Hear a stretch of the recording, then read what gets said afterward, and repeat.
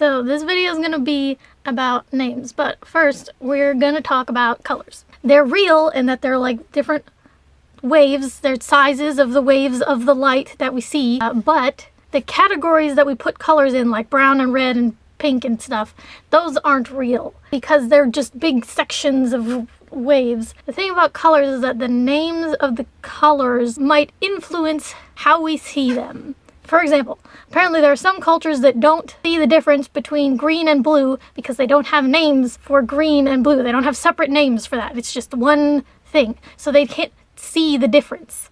And this thing is called the linguistic relativity hypothesis, which is that the structure of the language influences the way its speakers conceptualize the world. This is about names, okay? We're gonna get to that topic eventually. Changing everything entirely. So in ancient Egypt, a person had 5 parts of their soul. I think it's 5. Yes, it's 5, but one of them has like 5 different parts of itself. So one of them is your body, which is called your Khat. The other one is the Ka, the Ba. The 4th one is your Shuyet, your shadow. And the last one is your Ren, which is your name, or your true name. It's basically everything that makes you.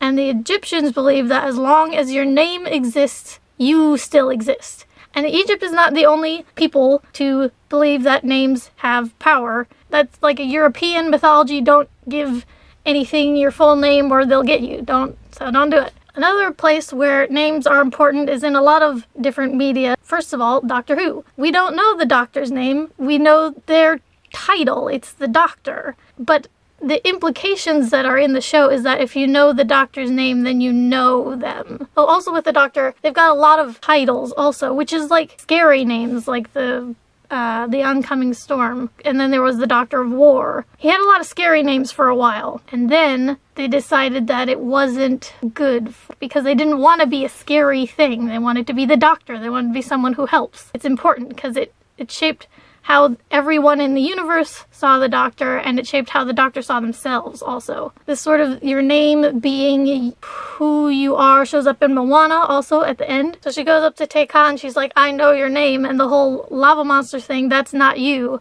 I know your real name, and it's Te Fiti, and you're not a lava monster, you're a nature goddess. There's also a thing about names in a book that I read, and it's not in the first book, it's in the series, but it's the girl who circumnavigated fairyland in a ship of her own making. And in the second book of the series, she goes to the moon.